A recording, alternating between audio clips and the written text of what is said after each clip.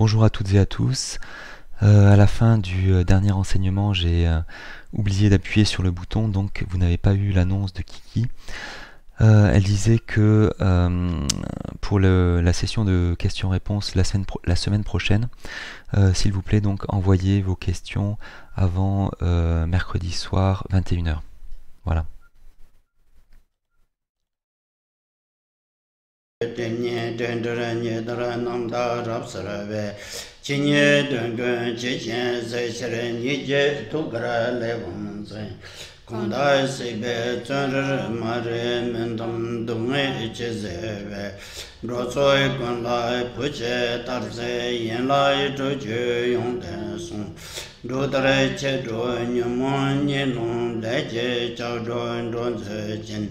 Mare mesre dungra nyogo chenye chönze radenam dene tajen saju tarsen yenden luzo jase tuko chundra chudan chunyi jende dale mes jambe yon la de zedene cheje chenra vesreche dale demo membarab salane Gadang danger jong lo tok ba ye lo zhe po ben nong wa zar do so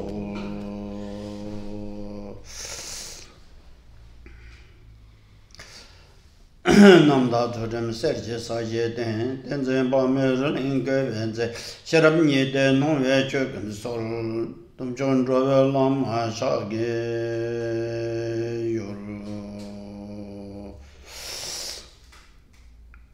Rokum chezi zongwe pashin le zongbo chewe che yin gandam gyalwe yabdo chochon jase chulu nawe singe cheme lo de chulu rigam saben mendro dambe se remi lamje lobre tema jong deshin kujen de butan zepe yangze lama jebra che la endu chodong chojen ne lo manor wara chejen zigne chembe yeshe Rokum la si ye patrawa rigdo je shavla shaje la so tene sambashon chup chodo tu je pasal tablo nang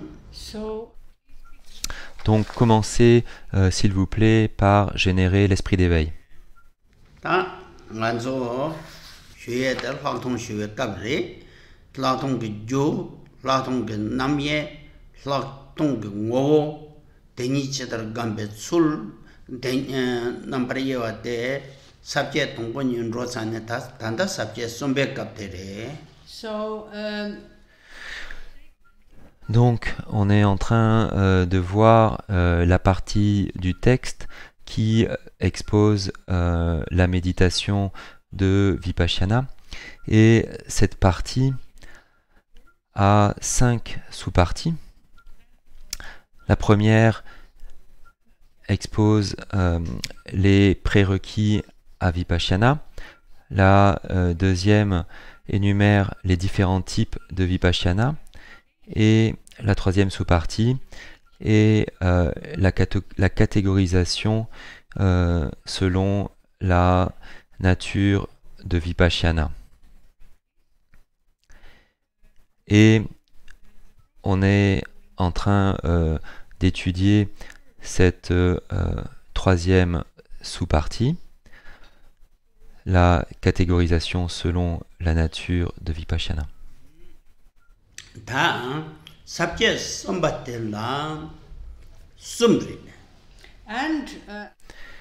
Et comme cela a été expliqué auparavant, cette troisième sous-partie a 3 subdivisions.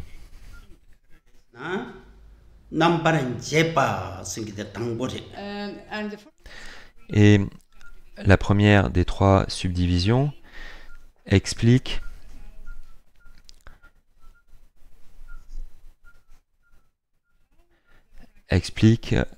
la façon dont le pratiquant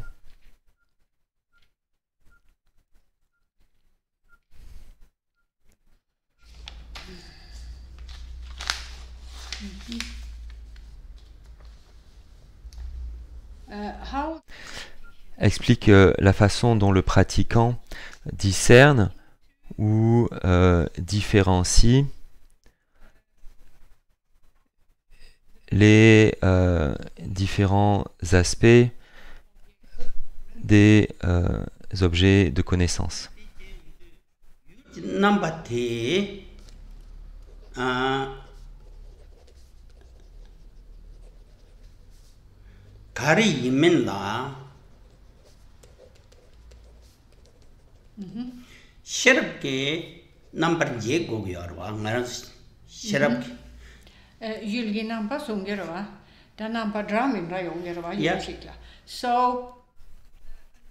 Donc, un objet de connaissance a un certain nombre d'aspects. Et ici, il s'agit de comprendre ces aspects, leurs fonctions, leur sens, etc. Et cela peut être fait sur la base de la connaissance supérieure. La connaissance qui est dite supérieure du fait qu'elle est plus profonde que l'intellect ordinaire mondain. La capacité de la connaissance supérieure est supérieure à la capacité de l'intellect ordinaire mondain. La connaissance supérieure peut plus facilement comprendre et voir ces différents aspects.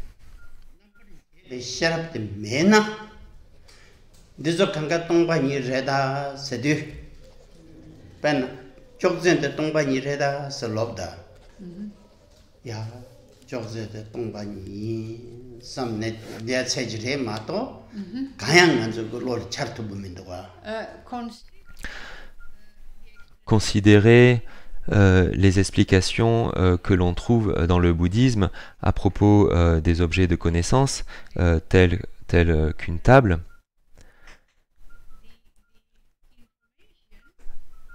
L'information, c'est que ce qu'on appelle la table ou tout autre objet de connaissance externe n'a pas de réalité véritable. Ils sont vides de réalité véritable. Ils sont dits être vacuité au niveau de l'aspect que l'on appelle la véritable nature de l'objet. Et un individu qui n'a pas fait l'effort de développer la connaissance supérieure, sa seule ressource est l'intellect ordinaire mondain. Et si un individu essaie de comprendre cette information, l'information que les objets de connaissance n'ont pas de réalité véritable, sont vides de réalité véritable, l'intellect ordinaire mondain n'aura pas la capacité de traiter cette information et il ne pourra pas comprendre cette information correctement. Une personne ordinaire mondaine une personne ordinaire mondaine à qui on aura dit ça pourra simplement penser la chose suivante. La table en face de moi est vide de réalité véritable. Mais cet individu ordinaire mondain n'aura pas de compréhension au-delà de cette pensée. Elle ne comprendra pas la façon dont la table est vide de réalité, et ainsi de suite. Et c'est là où la connaissance supérieure devient le moyen pour acquérir une connaissance plus profonde de la façon dont la table et les autres choses sont vides de réalité véritable. Donc ce n'est pas juste une affirmation à laquelle l'individu pense, hein, sous la forme d'une pensée, parce que cela ne va pas apporter de progrès. La personne ne va pas pouvoir comprendre de cette manière ce qu'est la vacuité.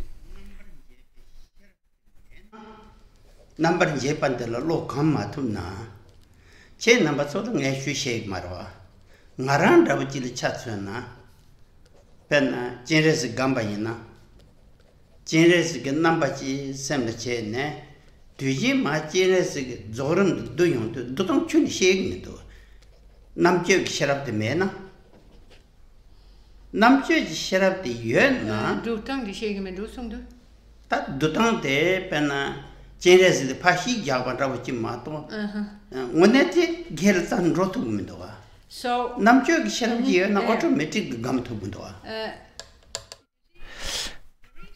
Et donc il y a la connaissance supérieure qui, sur la base de l'analyse, le second aspect de la quatrième caractéristique, hein, dans la liste des méthodes qui ont été données auparavant. Aujourd'hui, on voit l'analyse. Hier, c'est l'examen, hein, qui a été expliqué. Aujourd'hui, il s'agit de l'analyse. Et en ce qui concerne l'analyse dans le contexte de la connaissance supérieure qui analyse les objets de connaissance de façon plus approfondie, c'est-à-dire d'une manière plus subtile que durant la première subdivision. Ici, en ce qui concerne la vacuité et la connaissance de la vacuité à un niveau profond, c'est-à-dire grâce à la connaissance supérieure, ici, Khenpo Rinpoche donne l'exemple de la méditation sur le Bodhisattva Avalokiteshvara, Chenrezi en tibétain.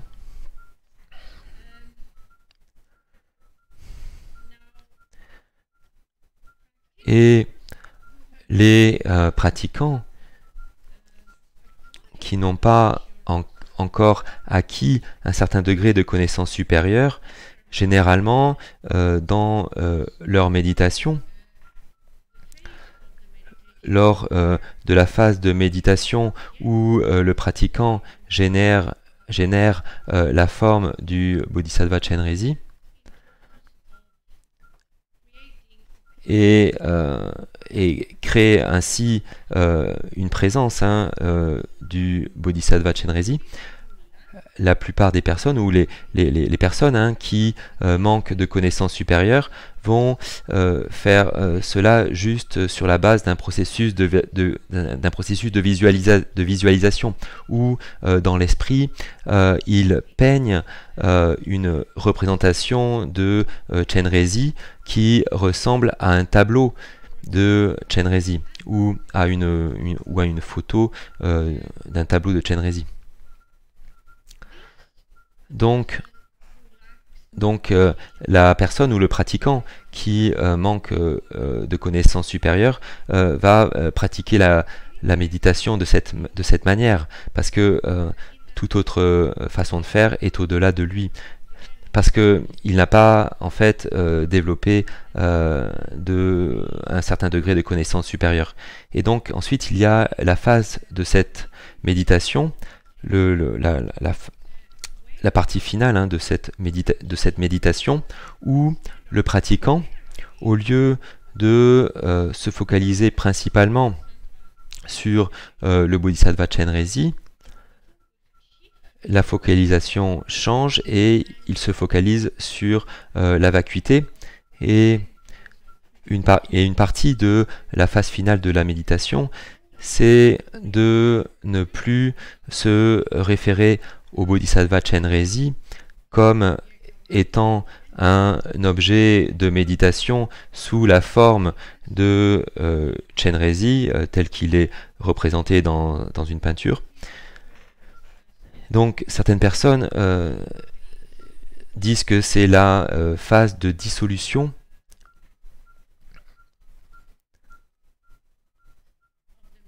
de la méditation et ils comprennent par ce mot de dissolution que il ou elle est supposé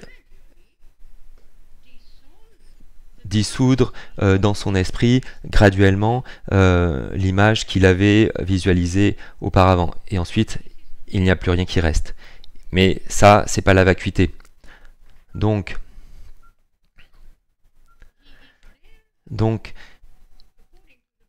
selon la pratique correcte, la phase de dissolution, c'est de se focaliser sur la vacuité de ce sur quoi on a médité.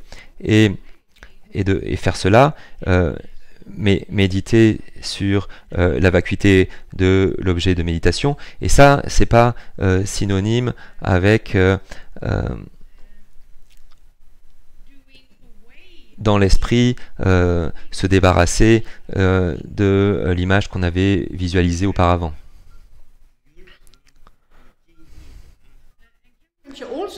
Et Khenpo Rinpoche dit également qu'il n'est pas en train de dire que c'est la façon dont les gens méditent. Néanmoins, je peux ajouter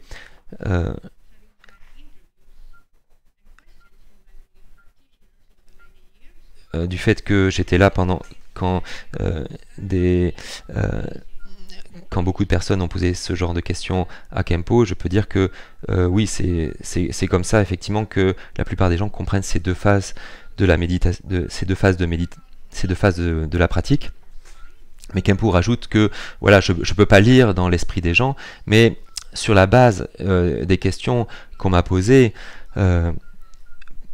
par rapport à ces deux phases de la méditation, c'est ce que j'ai compris.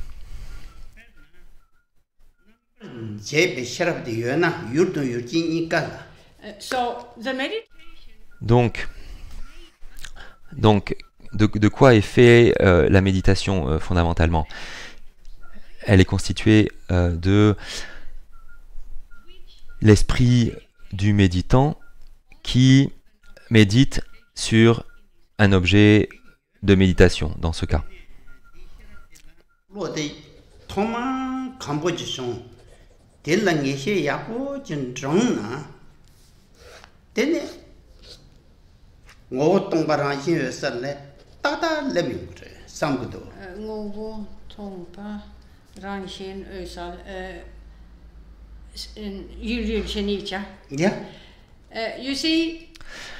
Et en fait, un pratiquant qui s'est entraîné et qui a ainsi pu acquérir un certain degré de connaissance supérieure saura comment pratiquer ces deux phases de méditation.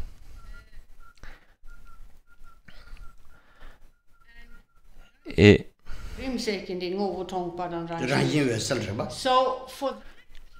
donc, pour ce pratiquant, la phase de dissolution, par exemple, sera assez différente. Ici, ce qui se produit dans l'esprit du méditant qui a un certain degré de connaissance supérieure, au lieu de visuellement dissoudre l'image qu'il a visualisée, c'est pas comme ça qu'il va procéder durant cette phase de la méditation. Et cette phase de la méditation, en fait, c'est pas juste ça. Hein. Le le but de cette phase de méditation, c'est de poser l'esprit dans la connaissance de la nature vide de l'objet de connaissance grâce à la connaissance illuminante qui ici correspond à la connaissance supérieure à un certain niveau, parce que bien sûr il va y avoir des différences suivant les capacités des pratiquants. Donc supprimer une image qu'on a visualisée ou dissoudre mentalement dans l'esprit une image visualisée, ce n'est pas ça qu'il faut faire, parce que en fait donc ce pratiquant donc s'est entraîné à la connaissance supérieure qui est la connaissance supérieure qui a discerné les différents aspects des objets de connaissance et de l'esprit lui-même. Donc cette personne a une connaissance profonde de la façon dont il faut pratiquer ces deux phases de la méditation. Donc ces deux phases de la méditation ne sont pas réduites à une phase de visualisation qui est suivie par une phase de dissolution qui est constituée par la dissolution de l'image visualisée. Qui n'est pas qui n'est pas simplement constituée de la dissolution d'une image visualisée.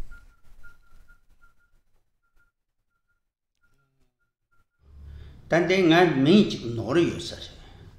Kare nori yosare. Ni minchi nori te ngoni glatong se jinge xie song a. Re. Di yin san ma re. Aha. Di yin sa re. Go sum ji yesu chuk pe latong song ye tin sa re. Go sum ji latong ne song do an di yin sa re. Go sum ding ovuni gi shine erego. Yin sa re. Go sum ka la lapne. Yeah. Apparently apparemment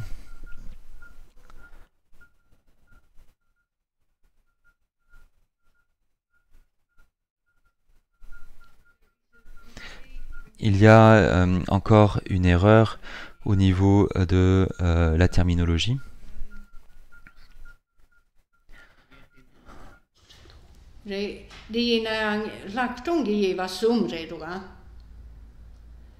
Yes. Tene tokpa dan köpa det som bare då. Ta remin do de do. Ta ti cha sing bu shu che. Pa na number je pa tang bo che. Ja. Rap tun je pa de ni pa che. Gosum je la thong de sum ba re sha. Gosum gelaktung se du kare. Gosum gelaktung sing ge de ne gosum jo won en jong. Gosum kare re ona. Gosum de e ma tu selpe rege menu de ngan so ngema de tre ra ya ngama ta nor du se ge do nampar jepa raptu nampar jepa thang tokche this sum go sum re tre gyur de nangla khande se sawa nangla ra ba Jeva nampar jepa dan shik raptu nampar jepa dan yi tokche dang sum mara ine tranka shi tri tu ga ina te tranka ye de ende re to me ta na number jepa raptu number jepa ni je ro di ni la di ni ge ngoi te che yong de re tok pa tang che pa ni de ye tini shi re ru ga ta ti che tang ki chan xie ge do a Platon 동의 샤네 남버린 제파 잡도 남버린 제파 고슴 제라통 소도. Oh dear me.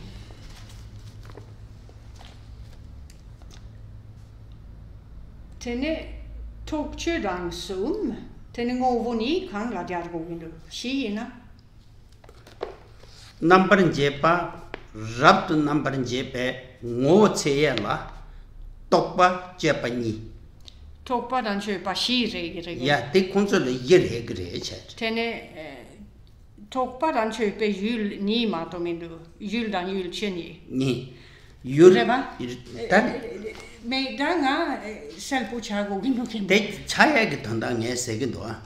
율라. 율근 ngo체그러와. Det du tokche peche tange yore tene rapto namba je du lola. 독제 배제 당겨. 될 예예스. De la shirege min dushi. Nge shudu. Kan resena.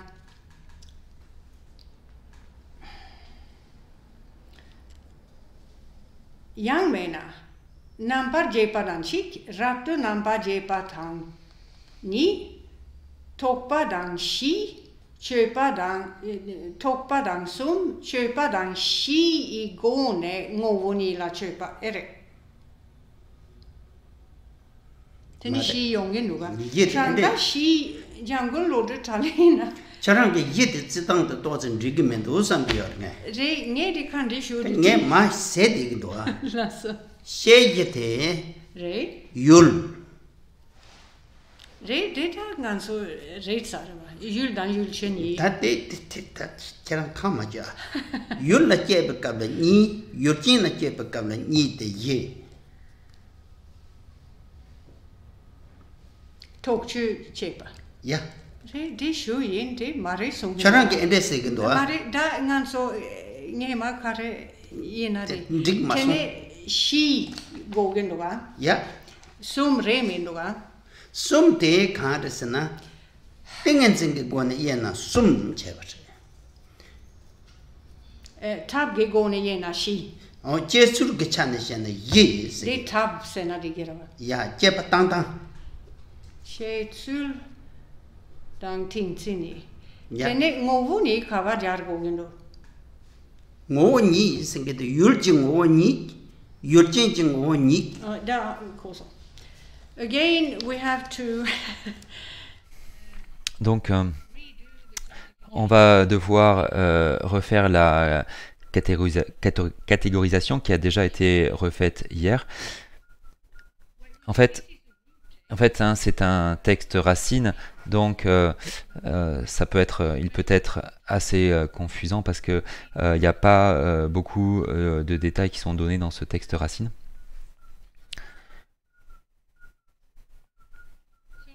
Donc, la catégorisation est en 4 types de Vipassana. Donc il y a une catégorisation en 4 types de Vipassana. Donc d'abord, différencier les aspects des objets de connaissance. Donc ça, c'est la première. Ensuite, différencier les aspects de façon plus approfondie.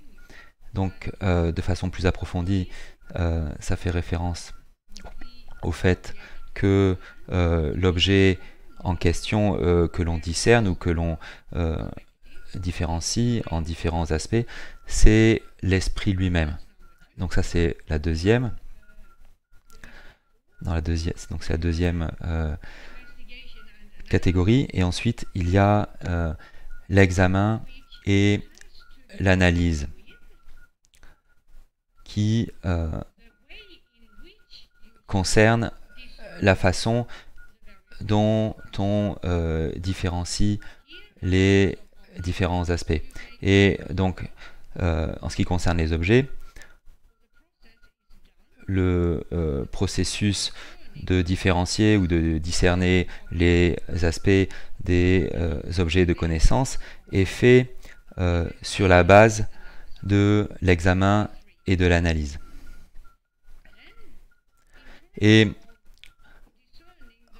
en ce qui concerne le discernement des aspects de l'esprit lui-même, le processus de discernement de ces aspects est fait sur la base de l'examen et l'analyse. Et donc l'examen et l'analyse étant les catégories 3 et 4. Et ensuite, donc, il y a les 3 portes qui sont mentionnées dans le texte racine. Et ces 3 portes, ce sont 3 types de samadhi. Donc la première, avec donc les 4 types, il s'agit d'un processus d'examen et d'analyse. Et ça, c'est ce processus de méditation qui est utilisé ici. Et ensuite, au niveau des 3 portes, on a 3 samadhis ou 3 états de méditation stable, c'est-à-dire 3 méthodes de méditation formelle qui permettent d'acquérir une vision supérieure au niveau des objets de connaissance et au niveau de l'esprit lui-même, et qui donc permet d'acquérir une connaissance de la véritable nature des objets de connaissance et de l'esprit lui-même. Donc, en ce qui concerne le processus où l'on discerne les différents aspects des objets de connaissance, ici, la base de l'examen et de l'analyse, c'est les objets de connaissance extérieurs. Et un exemple ici est le suivant.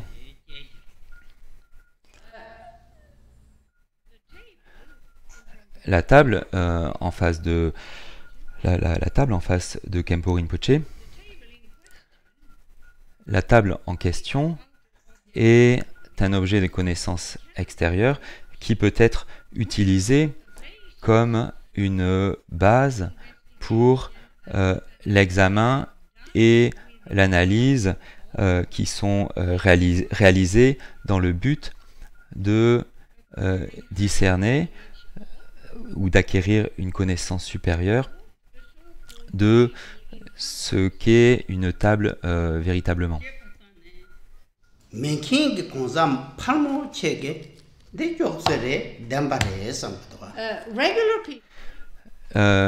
Les individus ordinaires qui ne sont pas qui ne s'intéressent pas à ce type d'examen et d'analyse voient la table comme une chose réelle et solide. Fin de l'histoire.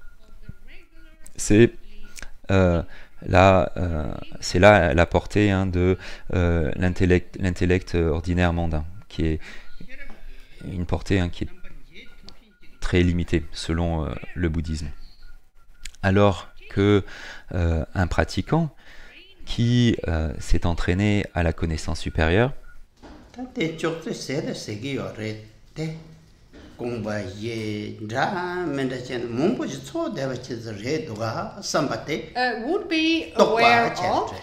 sera conscient du fait que, ou connaîtra, ou dans le cas d'un débutant, va donc connaître sur la base de l'examen ce qu'est cette table. Sur la base de l'examen de la table, il va s'apercevoir qu'il n'y a pas une chose réelle et solide, parce que cette table, cette chose qu'on appelle une table, a plusieurs parties. La planche, les 4 pieds, etc. Donc cette personne va être consciente du fait que la table n'est pas une chose unique et solide. Il sait que c'est un rassemblement de plusieurs parties. Et ensuite, il y a l'analyse subtile hein, de la table. Donc là, l'analyse va plus loin que l'examen. Ici, donc, grâce à cette analyse, le pratiquant va savoir hein, ce qu'est véritablement la table.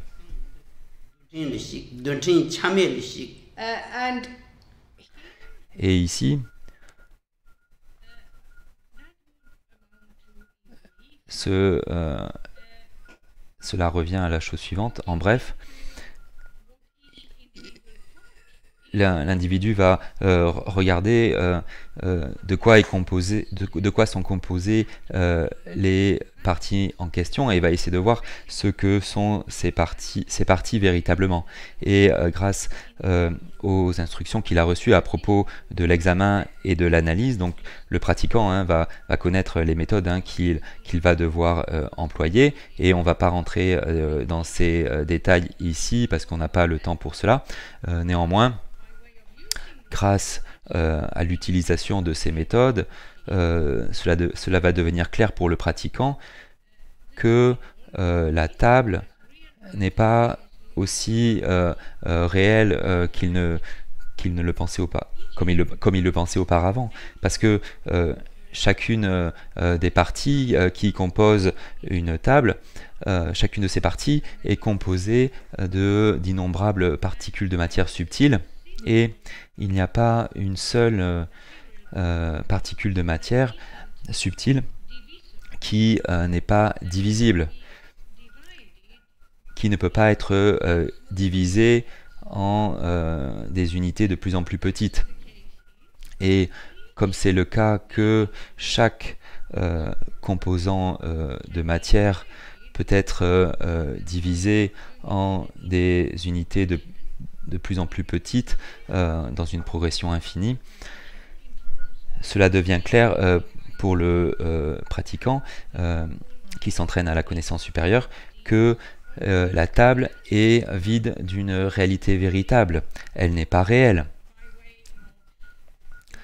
Grâce à l'examen, le pratiquant peut arriver à la conclusion que la table n'est pas une chose unique et solide, et grâce à l'analyse, il peut voir la vacuité de l'objet en question.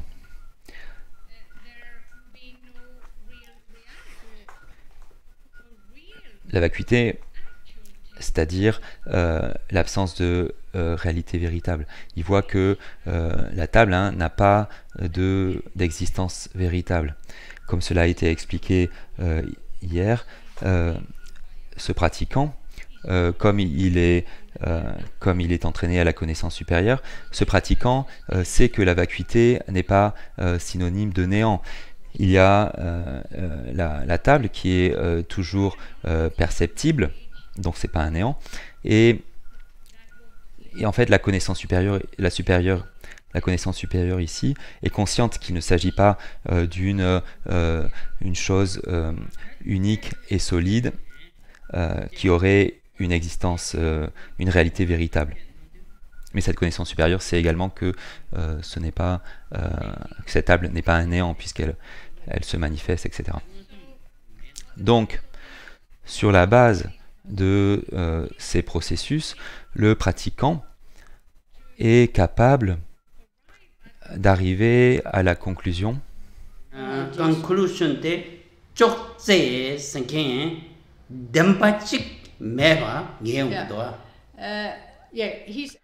donc il est capable d'arriver à une connaissance définitive du fait que la table est ni une chose unique ou une chose solide, et que la table n'a pas de réalité véritable.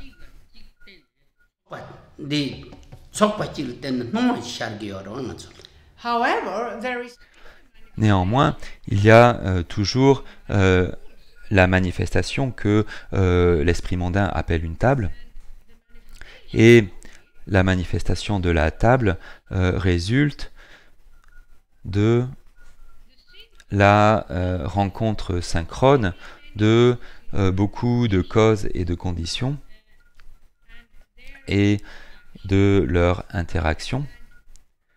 Et cette rencontre synchrone et l'interaction de ces facteurs résultent en une manifestation qui est perceptible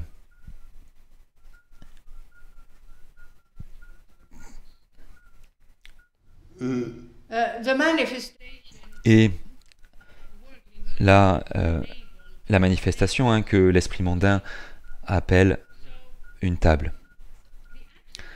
Donc, l'absence d'une réalité véritable n'est pas synonyme de néant. Donc maintenant, ça devrait être clair, ce qui est ces explications.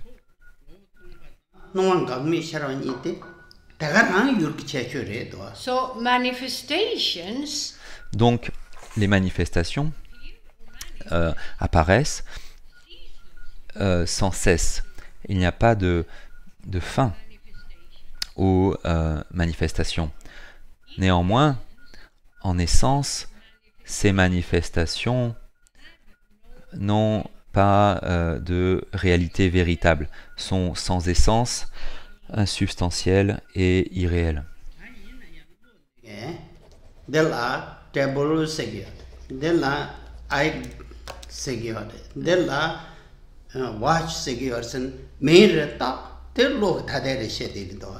However, néanmoins, l'esprit mondain, l'intellect ordinaire mondain, avec sa capacité limitée pour la connaissance profonde, ou plutôt son manque de capacité pour la connaissance supérieure, lorsqu'il rentre en contact avec ces manifestations,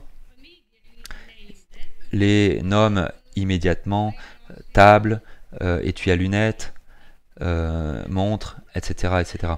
Et du fait de l'habitude de l'intellect mondain, on suppose que les choses avec lesquelles on est en contact sont réelles, sont solides.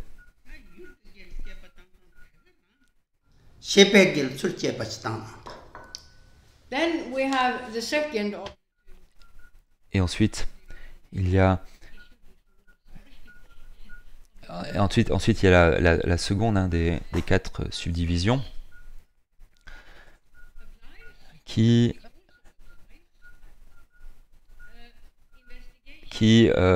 applique également l'examen et l'analyse à ce qu'est l'esprit véritablement.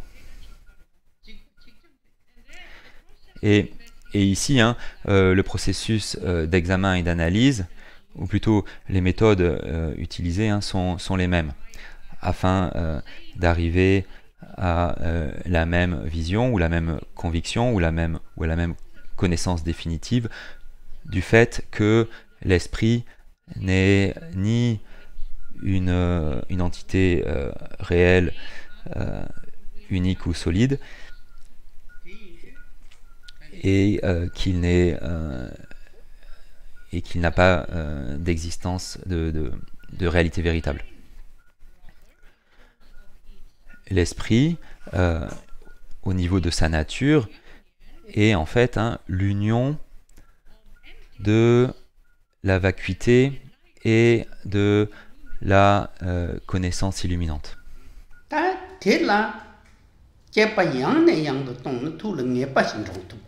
And on the Et sur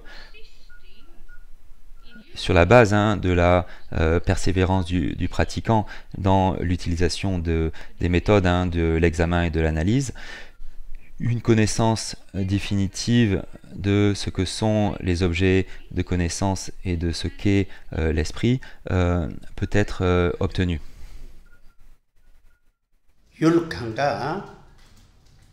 nong dong song ju to ling ling yu jing lo kang ga sar dong song ju to sing sing song gu do Yul.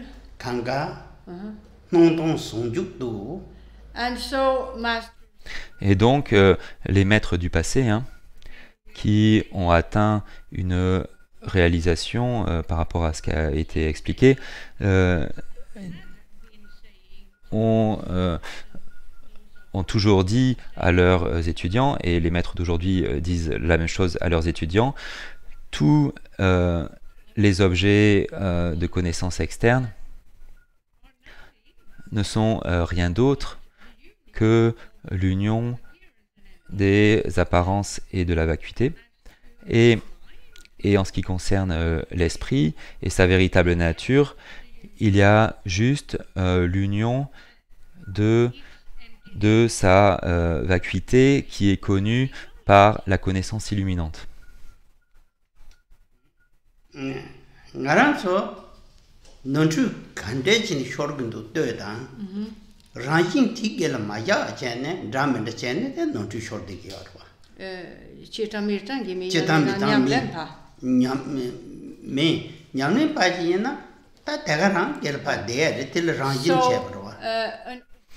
Donc, un pratiquant authentique du chemin aura utilisé les méthodes qui ont été décrites en bref, jusqu'au point où il sera arrivé à une connaissance définitive de ce qui a été expliqué. Et une fois que cela s'est produit, il peut rester dans la véritable nature de l'esprit. En ce qui concerne toutes les autres personnes, leur erreur, c'est de ne pas s'engager correctement dans les méthodes qui viennent d'être expliquées, parce que sans faire cela, le pratiquant ne sera pas capable de faire ce que le pratiquant authentique fait, c'est-à-dire voir la nature vide de tous les objets de connaissance et de connaître la nature vide de l'esprit sur la base de la connaissance illuminante.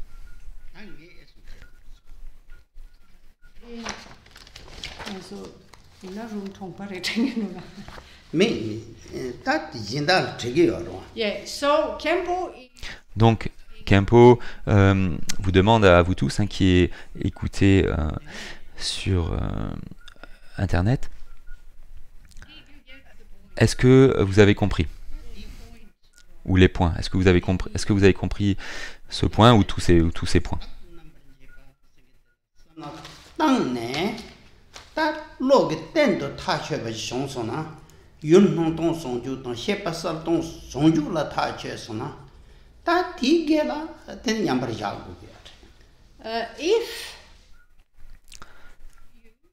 Si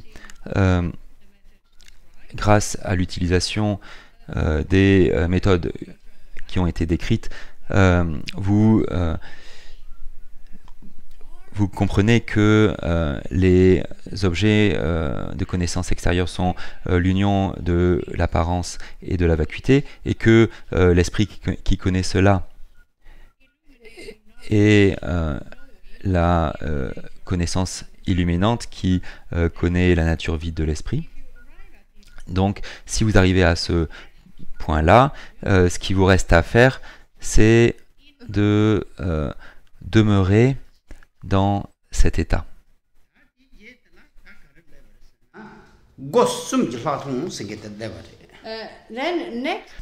Ensuite, dans le texte, l'auteur décrit les 3 portes.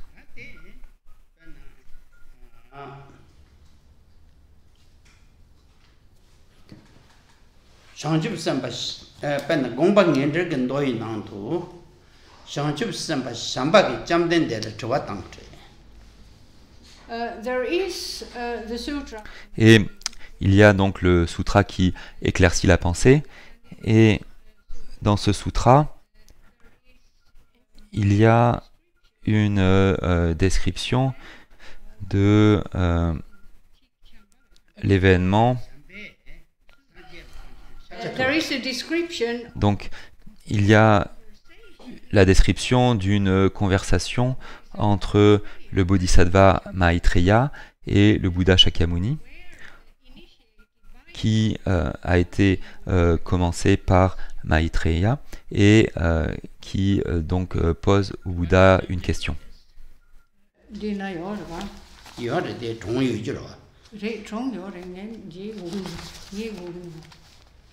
Fully examine, definitely examine.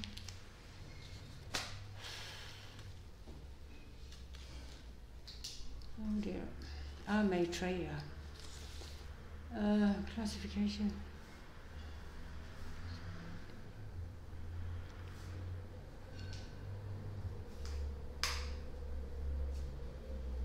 Threefold classification of Vipassana, known as the three gateways. Jamden des. Da latung la number 2 ores. This conversation was initiated. Et donc cette conversation a été commencée par Maitreya et qui a donc posé une question au Bouddha Shakyamuni. Il s'est adressé donc respectueusement au Bouddha en lui disant: Ô Bhagavan, combien est-ce qu'il y a de types de Vipassana?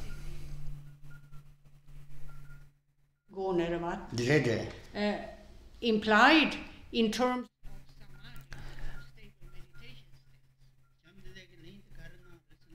en ce qui concerne les samadhis ou les concentrations méditatives. there are three. 당고대 천만의 송을 라통송아레스. The one arising from Donc le Bouddha a dit il y en a trois.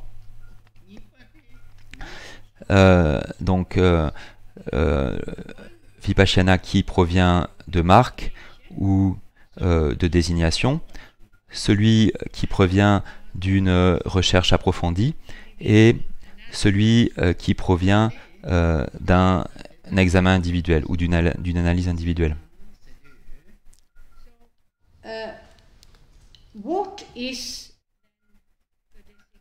Donc, qu'est-ce que c'est qu'une désignation ou qu'est-ce qu'une marque ou une désignation? 송주 임배 yul tamche nongtong sungju kimpa 임배 예반 롱 찼네. drong sanne 되네 열라 담바 열에 삼배 최치 다도 따와 마시 송거지.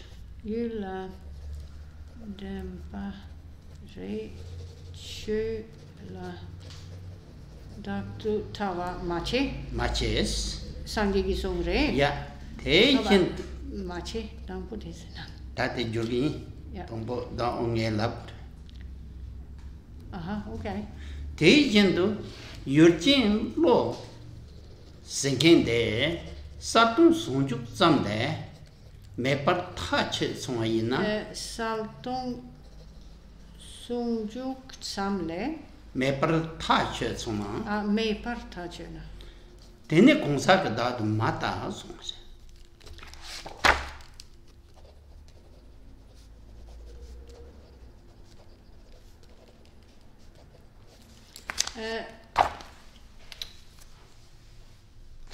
So here Buddha Shakyamuni explains to Maitreya and all the other members of the audience at the time the following.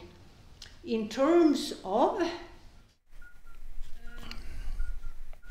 Donc ici, le Bouddha répond à Maitreya et à toutes les personnes qui étaient présentes dans l'auditoire. Et en fait, il répond donc en lien donc avec le premier type de Vipassana. Une fois que vous êtes arrivé à une connaissance définitive, que tous les objets de connaissance sont l'union de l'apparence et de la vacuité, une fois que vous êtes arrivé à une connaissance définitive de cela, arrêtez d'entretenir des pensées à propos du soi des objets de connaissance externes.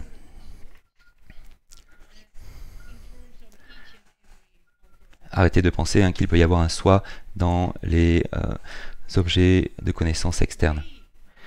Donc, débarrassez-vous de cette notion, dit le Bouddha Shakyamuni. Et il continue par dire, en disant la chose suivante, de la même manière,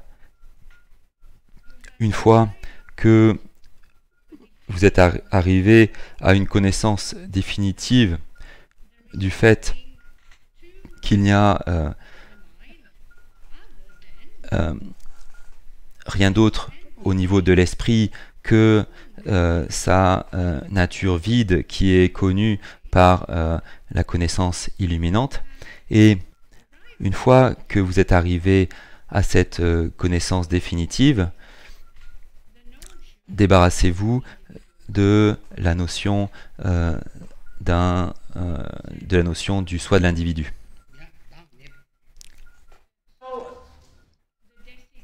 Donc, la marque ou la désignation ici est donc la désignation de l'absence de soi au niveau des objets externes et de l'individu.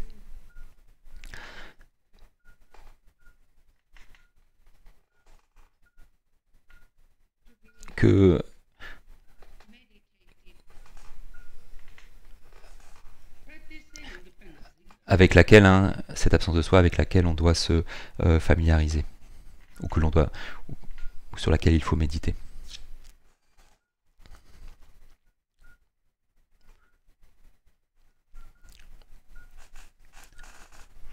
Donc cette absence de soi des objets externes et l'absence de soi de l'individu, c'est ce sur quoi il faut méditer, ou ce avec quoi il faut se familiariser.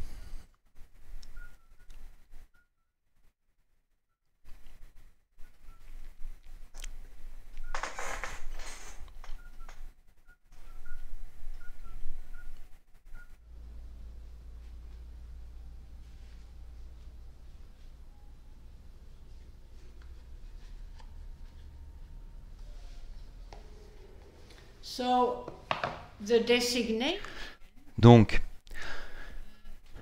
la désignation sur laquelle il faut se focaliser, c'est l'absence de soi, à la fois au niveau des objets et au niveau de l'individu. Et une désignation, c'est un mot qui permet à une personne, qui permet de connaître une personne ou de connaître une chose. Donc la désignation ici, c'est l'absence de soi. Et donc en fait, vous êtes supposé connaître les choses au moyen de leur absence de soi. Et vous êtes supposé connaître les individus au moyen de leur absence de soi.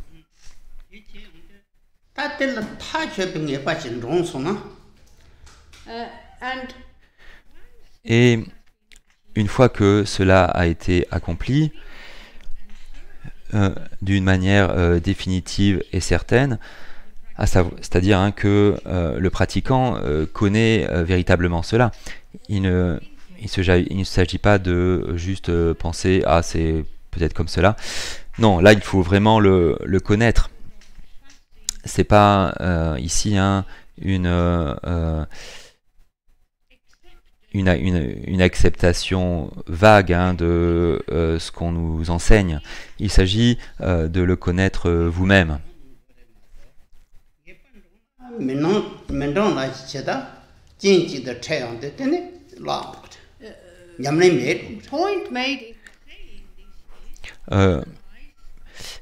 Ce qui est signifié quand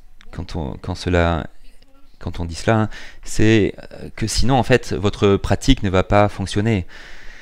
Si en fait vous ne connaissez pas cela véritablement, cela veut dire que vous avez une idée de cela, mais une idée de quelque chose n'est pas une connaissance de cette chose. Par conséquent,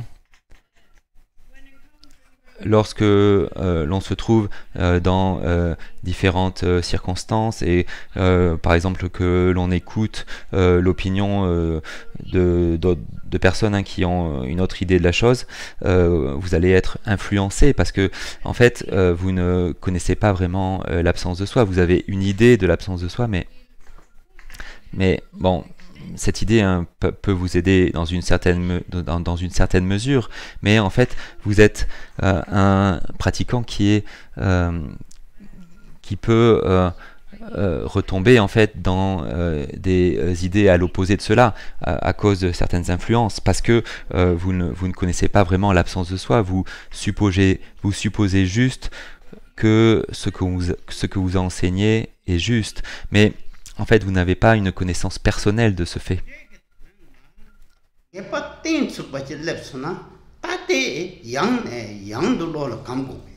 And once there is Et une fois qu'il y a une fois qu'il y a la connaissance véritable de l'absence de soi, alors il faut se familiariser avec l'absence de soi. Il faut se familiariser de plus en plus avec l'absence de soi. Et c'est là où on recommande aux pratiquants de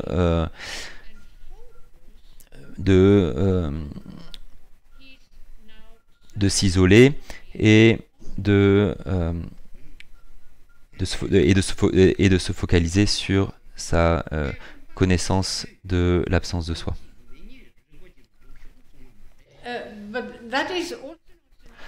Mais cela ne veut pas dire qu'il faut aller s'isoler dans une région montagneuse. what is actually meant. Ce qui est signifié ici, c'est qu'il faut en fait s'installer dans un endroit où les perturbations les perturbations provoquées par des personnes qui ont un état d'esprit mondain ne se produisent pas.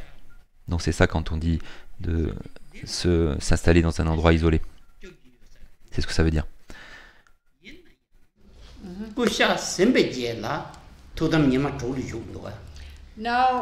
Khenpo.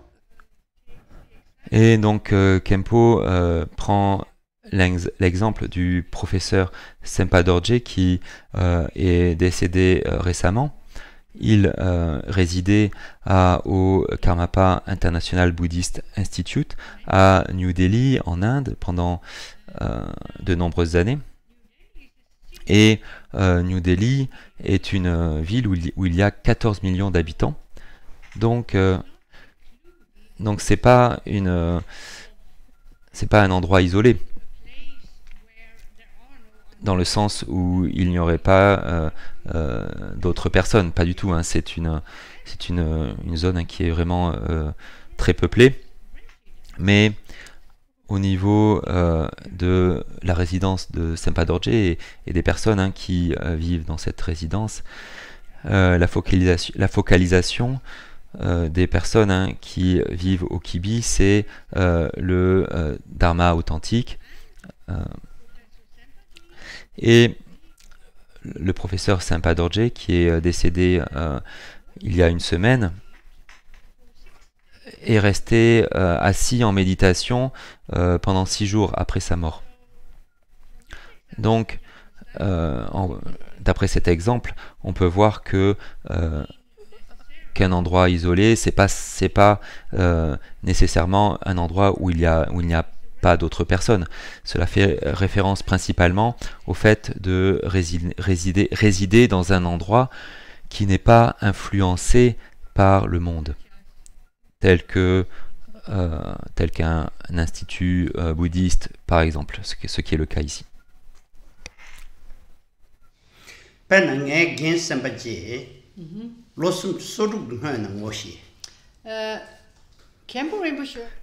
Khenpo Rinpoche connaît le professeur Sempa Dorje depuis 36 ans.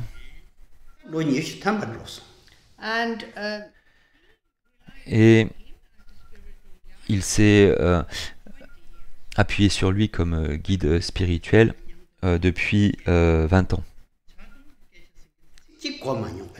and Khenpo Rinpoche reports that Et Khenpo Rinpoche dit qu'il n'a jamais vu le professeur Sempa Dorje prononcer des mots qui sont basés sur l'attachement ou la colère. Il n'a jamais mentionné de controverses, de conflits, etc. Il n'y a jamais eu de conversation de ce type entre eux.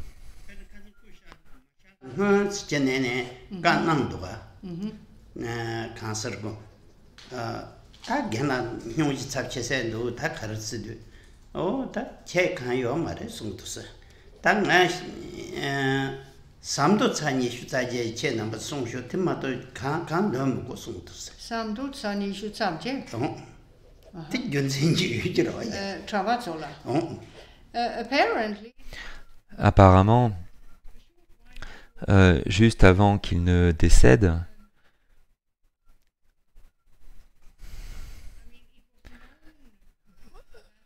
en fait, les gens savaient que sa vie allait se terminer. Les médecins avaient déterminé que c'était le cas. Et donc, les personnes qui vivent au Kibi, en fait, ces personnes, le professeur Sempa Dorje leur donnait des enseignements régulièrement. Donc, ces personnes lui ont demandé comment il allait. Et il a répondu à cela. En fait, je ne ressens rien en particulier, mais la seule chose que j'aimerais que vous fassiez, c'est de réciter le Sutra du cœur 28 fois. C'est tout ce qu'il a dit. beyond that, À part ça, je n'ai rien à dire. Leur a-t-il dit.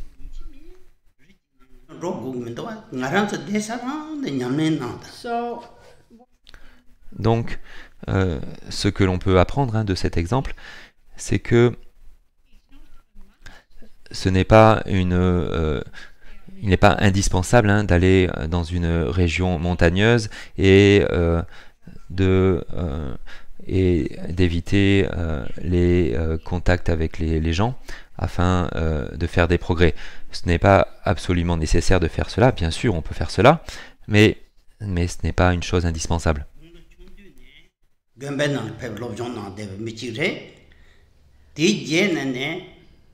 Varanasi Sanskrit University ki nang Lobjong Zebre, Professor Chabre, Ti Jen Saranath Tibetan University nang ke professor re. now Et professeur Sempaji, quand il était jeune, a pris l'ordination monastique et s'est rendu au Tibet, où il est resté très longtemps. Et il a étudié et reçu des instructions des guides spirituels de son monastère. Et à cause de l'invasion chinoise, il est revenu en Inde. En fait, c'était un Indien. Il est né en Inde. Et donc, il est revenu en Inde. Et pendant de nombreuses années, il a été professeur à l'université sanskrite de Varanasi, ainsi qu'à l'université bouddhiste tibétaine de Sarnath. Et donc, le professeur Senpaji ne s'est jamais vraiment retrouvé dans les montagnes, mais donc il vivait plutôt dans des endroits assez peuplés, mais toujours dans un environnement lié au Dharma, et sans vraiment beaucoup d'influence mondaine.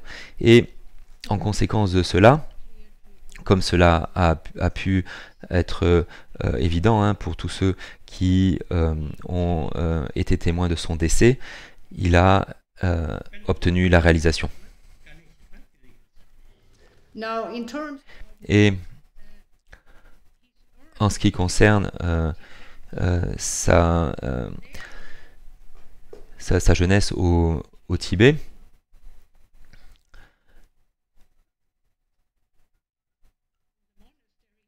le monastère dans lequel il vivait était situé dans un endroit isolé, et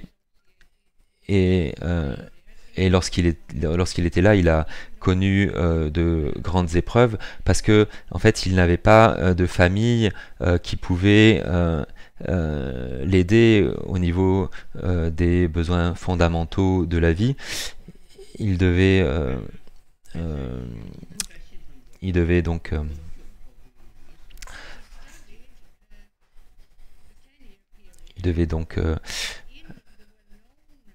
et donc en fait pendant 10 ans il a étudié donc à l'université bouddhique de Tashilhunpo au Tibet, et en fait au Tibet hein, ce n'est pas comme aujourd'hui. En fait les monastiques d'un monastère hein, doivent trouver leur propre nourriture.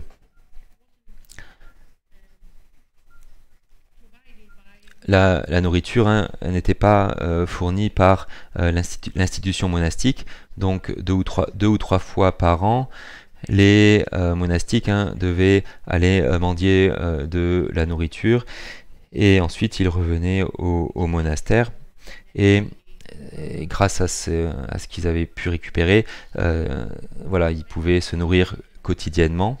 Et donc bien sûr la plupart des monastiques tibétains avaient de la famille autour du monastère, et donc la famille les aidait pour leurs besoins fondamentaux, mais professeur Senpaji hein, n'avait pas de famille autour, donc il devait s'occuper lui-même hein, de ses besoins de base. Et en fait il ne voulait pas vraiment sortir du monastère pendant longtemps pour aller mendier de la nourriture, parce que ça voulait dire qu'il fallait aller dans les villages autour, et ça prenait du temps d'aller se rendre dans tous ces villages à pied, et donc ça voulait dire qu'il manquait des classes en fait, qu'il manquait la classe au monastère, et ça l'embêtait. Donc ce qu'il faisait, en fait, il récupérait les tormas qui étaient jetés à la fin des différentes pujas quotidiennes. Une fois qu'elles avaient été offertes sur l'autel, ces tormas étaient jetés, et donc il les récupérait et il faisait de la soupe à partir de ces tormas. Donc c'est comme ça qu'il se nourrissait. C'est comme ça qu'il s'est nourri donc pendant à peu près 10 ans. C'était sa seule source de nourriture. Huh? He has... Et il a dit à Khenpo Rinpoche qu'en fait, ce genre de soupe est assez goûteuse, parce que une partie des tormas sur une partie des tormas, il y a des ornements qui sont constitués de beurre, et professeur Senpaji a dit que le beurre hein, qui est fait au Tibet a plutôt un bon goût. Durant l'été, c'était un peu plus difficile parce que le beurre, à cause de la chaleur, devenait rance. Donc le goût du beurre était moins bon.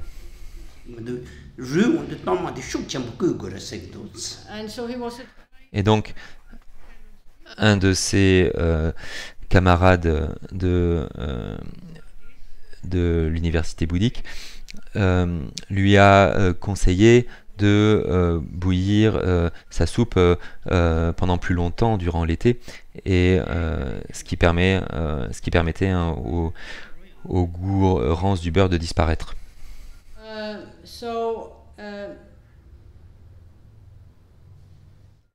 Donc, en tout, hein, durant toute sa vie, le professeur Sampaji ne s'est pas retrouvé en retraite hein, en montagne, mais même si il n'a pas fait cela, il est évident qu'il était un homme qui avait une grande réalisation, grâce notamment aux signes qu'il a montrés après sa mort, aux signes de réalisation qu'il a montrés après sa mort.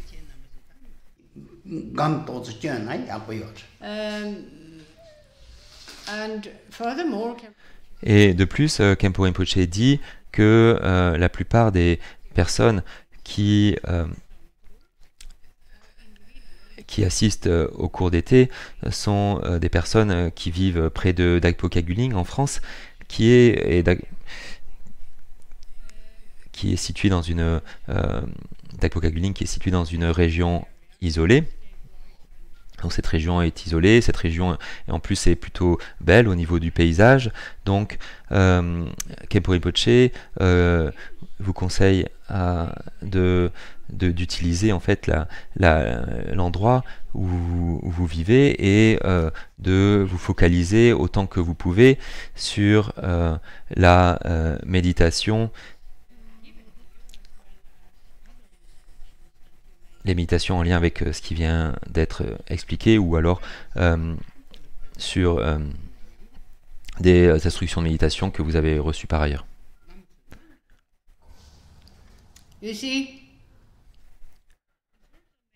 Et en ce qui concerne les progrès qu'on peut faire, c'est pas quelque chose qui peut se produire facilement.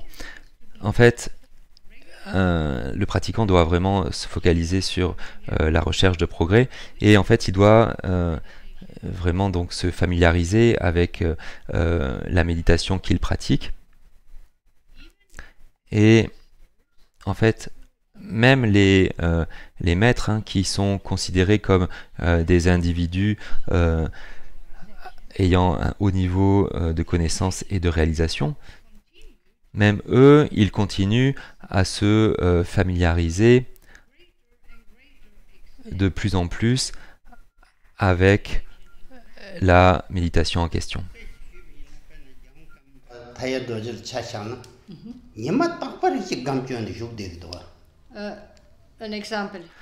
Un exemple ici, c'est le Karmapa actuel, Taye Dorje, qui chaque jour médite principalement. Apparemment, c'est comme ça qu'il passe son temps principalement. Il passe principalement ses journées donc à méditer.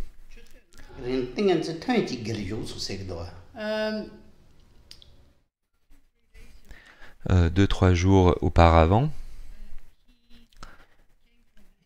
il s'est rendu au Karmapa Institute à Delhi afin de, je sais pas trop comment dire ça, mais afin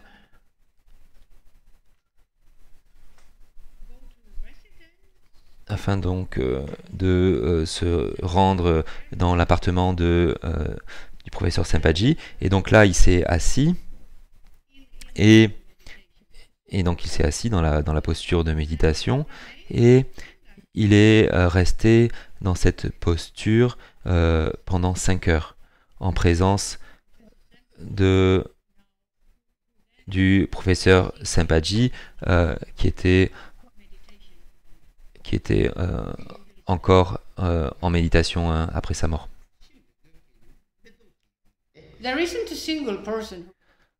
Il n'y a pas une seule personne hein, qui ne va pas mourir.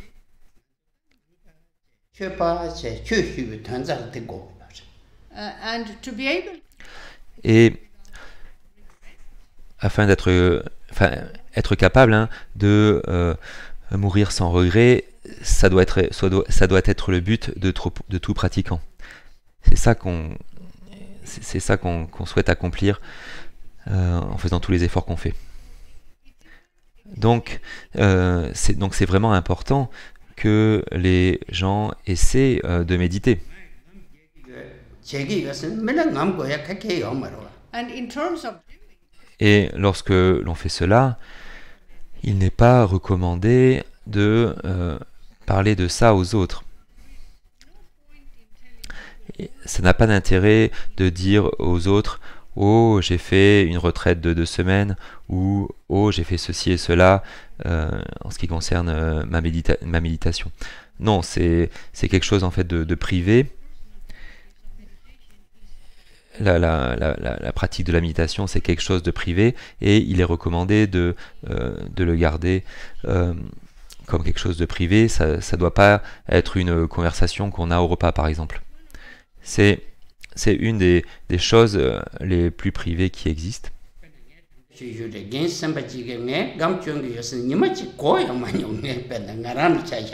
for example, Par exemple, professeur Sampaji, et donc Khenpo le connaît depuis plus de 30 ans, et il n'a jamais entendu le professeur dire ah, je médite ou je suis un méditant.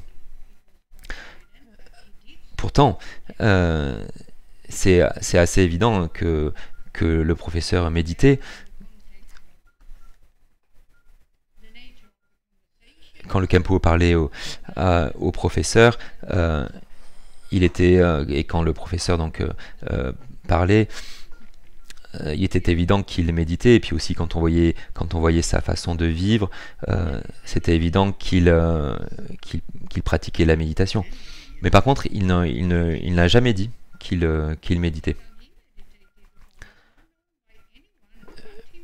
Personne ne connaissait le yidam sur lequel il méditait. Il n'y a que lui qui connaissait ce yidam.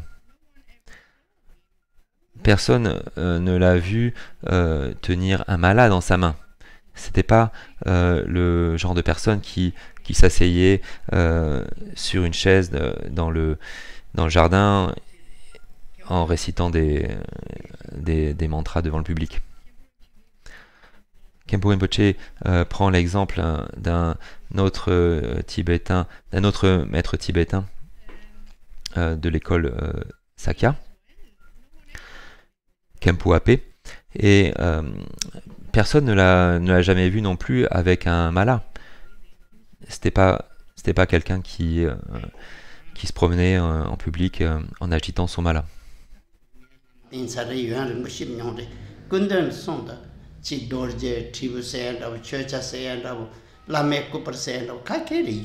Khenpo Ape was some Donc Khenpo Ape était quelqu'un de qui Khenpo Rinpoche a reçu des instructions, et donc quand Khenpo allait dans la chambre de Khenpo Ape pour recevoir des instructions, il n'y avait pas d'objet rituel tel qu'un vajra, un mala ou une cloche, et donc il n'y avait aucun objet qui montrait que Khenpo Ape pratiquait la méditation. Il y en avait sûrement quelque part dans la pièce, mais en tout cas on les voyait pas. yeah. One puts that away. En fait, ces objets rituels, comme le vajra ou la cloche, en fait, on les range quand il y a des visiteurs qui rentrent dans la chambre. C'est pas des choses qu'on exhibe aux gens et qu'on montre aux gens qui passent.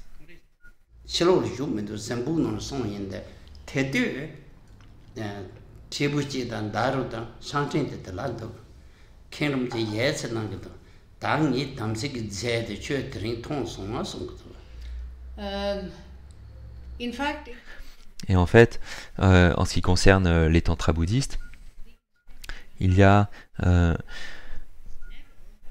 l'instruction qui dit qu'il ne faut jamais exhiber en public les objets rituels tels que les malas et ainsi de suite. Et une fois, donc, Khenpo Rinpoche a dû voir de façon urgente Khenpo Ape, et donc il a été amené rapidement dans sa chambre, et il est possible que l'assistant de Khenpo Ape n'a pas prévenu Khenpo Ape qu'un visiteur arrivait, et en fait Khenpo Ape avait le dorje, la cloche et le mala sur sa table, et donc Khenpo Ape a dit à Khenpo: ah, maintenant tu as posé tes yeux sur mes objets de Samaya.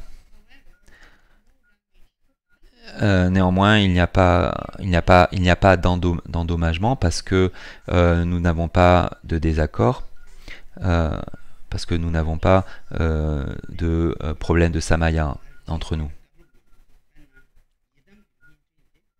In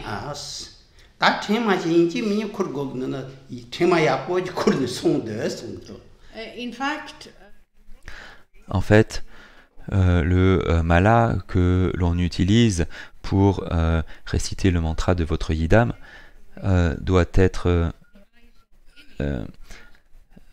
pas être à la vue d'autres personnes.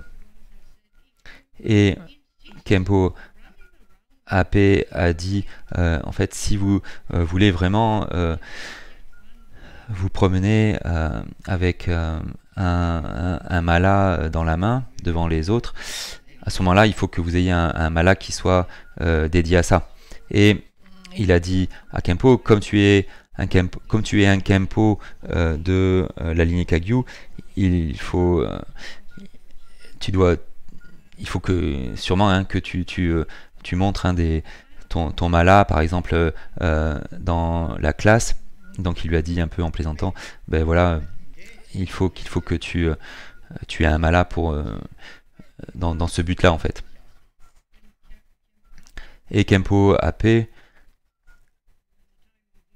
également, au moment de son décès, cela a été très clair que c'était un homme qui avait une grande réalisation. Donc c'est tout pour aujourd'hui.